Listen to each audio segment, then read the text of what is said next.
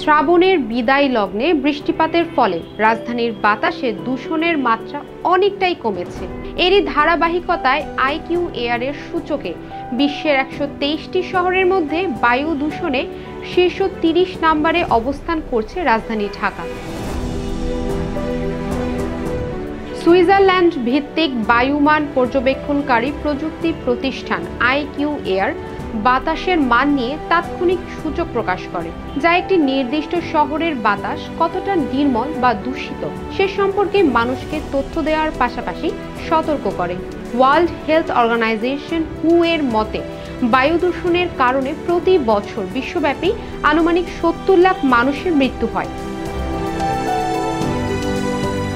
এই IQ air সূচকে সবার শীর্ষে অবস্থান করছে ইন্দোনেশিয়ার জাকার্তা। শহরটির বাতাসের মানের স্কোর 162। বাতাসের এই মান মানুষের স্বাস্থ্যের জন্য অস্বাস্থ্যকর হিসেবে ধরা হয়েছে। এদিকে বায়ু দূষণের শীর্ষ দ্বিতীয় স্থানে আছেন ইরাকের বাগদাদ শহরটি। শহরটির বাতাসের মানের স্কোর 107। এছাড়া 156 স্কোর নিয়ে তালিকায় তৃতীয় স্থানে আছে সৌদি আরবের রিয়াদ। অন্যদিকে 68 স্কোর নিয়ে রাজধানী ঢাকার অবস্থান তালিকার 30তম স্থানে।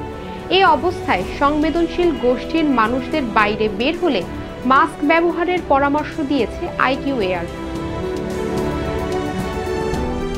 আইকিউ এয়ার স্কোর 0 থেকে 50 হলে বাতাস ভালো হিসেবে বিবেচিত হয়। স্কোর 51 থেকে 100 হলে মাঝারি হিসেবে গণ্য করা হয়।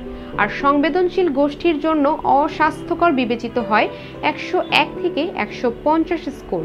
স্কোর 151 থেকে 200 হলে তাকে অস্বাস্থ্যকর বায়ু বলে মনে করা হয় এবং 201 থেকে 300-র মধ্যে থাকা AQI স্কোরকে খুবই অস্বাস্থ্যকর হিসেবে ধরা হয়।